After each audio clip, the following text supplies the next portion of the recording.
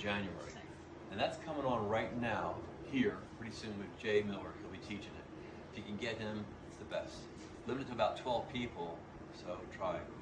But I didn't get not to take this until this year, because back in 2020, when I was in it, it was discontinued. We couldn't do it live. This being here at the Ozark Nature and Science Center, this is where we used to have graduation, but after COVID, we couldn't meet here anymore. So this is my first time here too. So for the Certified Interpretive Guide training, you get a subject that you want to do, and I did regenerative agriculture.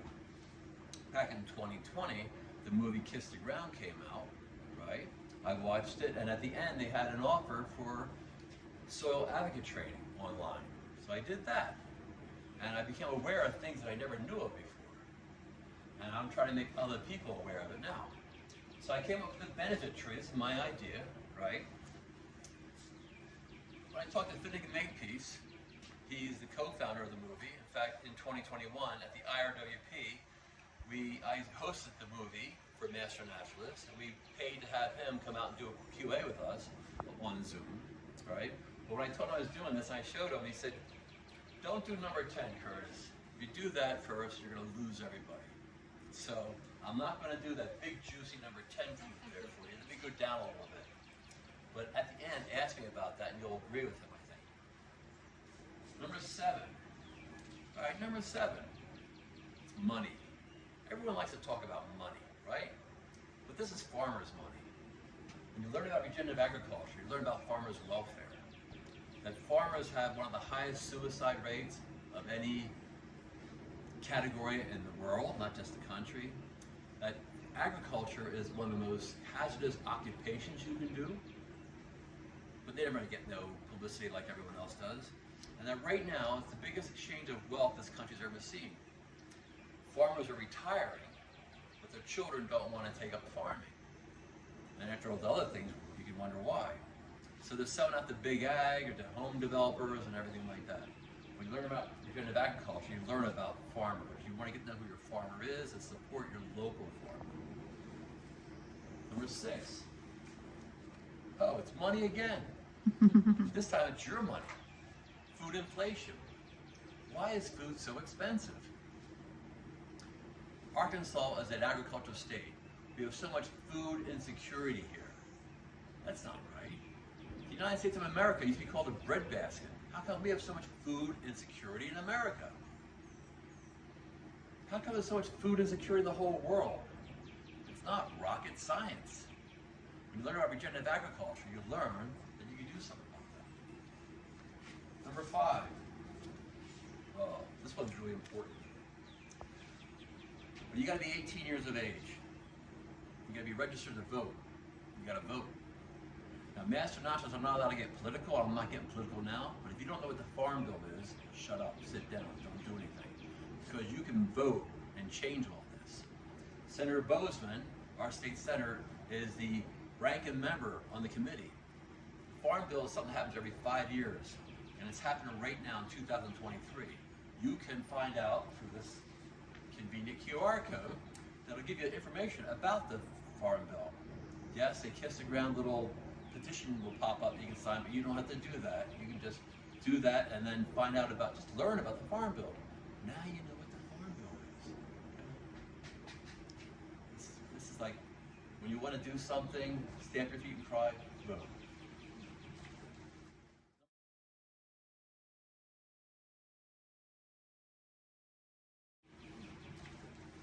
Number 4. Oh, soil health. Well, of course, regenerative agriculture is about soil health, but there's also regenerative gardening and regenerative development, housing development. That's something that I found from being at the Illinois River Watershed Partnership, because in 2020 they also came out with their stream bank erosion survey, which said that we lose 20 acres of productive land every year just in our watershed, contributing over 100,000 tons of sediment into our waterways. And you know what the number 1 water pollutant problem is in the whole world? Sediment. But when you learn about regenerative agriculture, I'll get back to that in a minute. Number 3, plant health. Wait, soil health, plant health. So if you go to the supermarket, you can buy a conventionally grown carrot, or an organically grown carrot, or a baby carrot. What's a baby carrot? But you won't find regenerative agriculture grown carrot there, right? When you learn about regenerative agriculture, you learn that nutrition is not the same in every kind of carrot. Even organically grown food is not the same as regenerative agriculture. It's different. I thought, I can get a job, I can certify organic and certify regenerative, but you can't.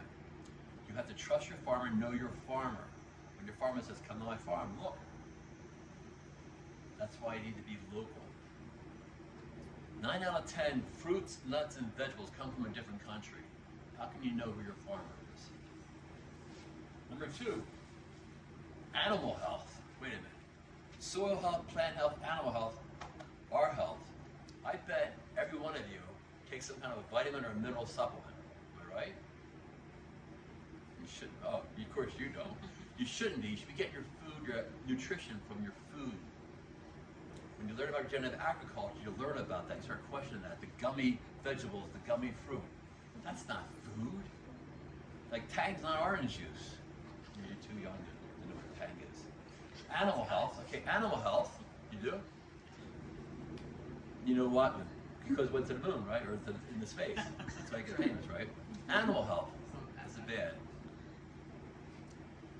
Now last month, 18,000 cows just died in fire in Texas.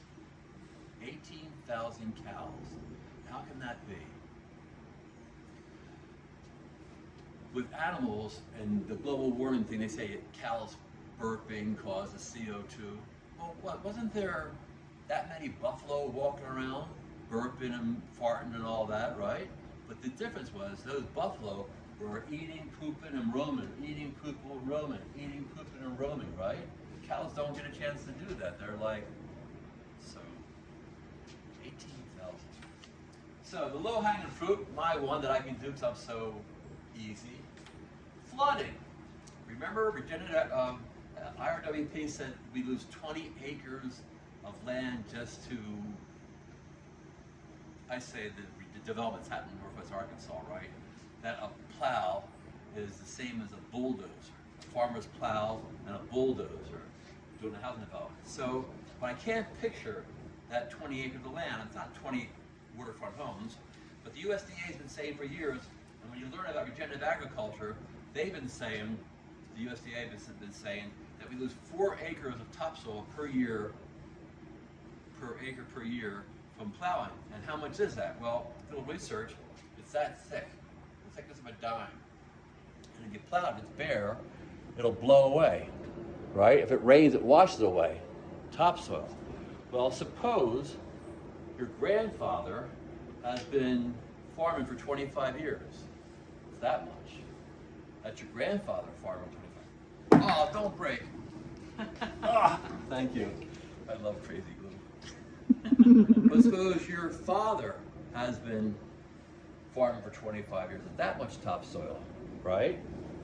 Now you've been farming for 25 years. It's that much topsoil has been washed away. And you wonder why your children don't want to take up farming. You don't leave them with anything. So, as Morgan Keeling at IRWP says that 20 acres is like 1,000 cuts, turn this sideways. And that's along our creeks. Anywhere you go, when you drive home today, when you pass a creek, you're going to see something called a cut bank. It's real sharp and sheer. It's bare, nothing growing on it. Once you see that, you cannot unsee it. You're going to see it everywhere. Not just here, everywhere. The creeks are just the volume of water, the velocity of the rainwater, right? There's more rain coming down, the velocity is speeding up. Just like when you have a hose and you put your thumb over it to go faster. Like, don't they use power washers to wash the dirt off the bones of Tyrannosaurus Rex and all that? So it's the same thing happening. You're power washing our creeks. So we're losing that much. Farmers that much, housing developers that much. Thank you. You're the first group to ask for number 10. Wow. Where's it at? Oh, it's not just number 10, it's number 8, 9, and 10. So when you learn about regenerative agriculture, imagine if the whole world could do regenerative agriculture, could do that. World hunger. They're teaching people in Africa, all over the world, regenerative agriculture. If you can learn, if you can fix world hunger, number 9 is world peace. Right? Once people have what they need, they don't have to go for war.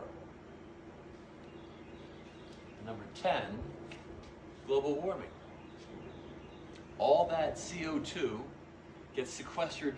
The plants doing what they're supposed to do, which is photosynthesizing. They take the carbon dioxide out of the air, put it into the ground. So that dirt becomes soil. Soil, if it doesn't have life in it, if dirt doesn't have life in it, it's just, if soil doesn't have dirt in it, it's just dirt. Wait, you know what I mean, right? So global warming, but if you start with global warming first, you turn people off right away. So that's why I do the low-hanging fruit is flooding. You can see flooding on the way home there. That's something that, I don't want the flooding there. Be careful when you do a development, you gotta stop the soil from washing off. It happens everywhere. The mud flowing into the streets and the trucks, they don't